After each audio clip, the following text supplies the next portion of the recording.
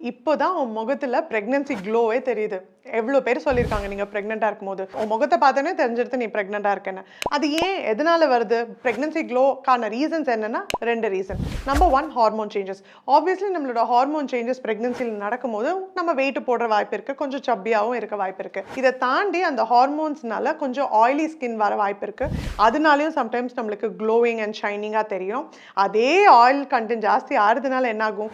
நிறைய ஆக்னி அண்ட் நிறைய skin related இஷ்யூஸும் வர வாய்ப்பு இருக்கு. நம்பர் 2 நம்மளோட blood volume easily increases by 40 to 50%. எதனால? ஹார்ட் வந்து growing uterusக்கு அதாவது பேபிக்கு நிறைய blood flow அனுப்பணுன்றதுனால எல்லா ரத்த குழாய்க்கும் அதிகமான blood flow கொடுக்கறதுனால நிறைய நம்மளுக்கு அதோட pregnancy glow மாதிரி நம்மளுக்கு தெரியுது. ஸோ அடுத்த வாட்டி உங்களுக்கு யாரும் கேட்டா என்ன நீ நிஜமாவே பிரெக்னென்ட்டா இருக்கியா? உன் முகத்துல பொலிவே தெரியலையே அப்படின்னு சொன்னாங்கன்னா எல்லாருக்குமே pregnancy glow வரணும்னு அவசியம் இல்லை. There are many patients who do not get to see it in the face.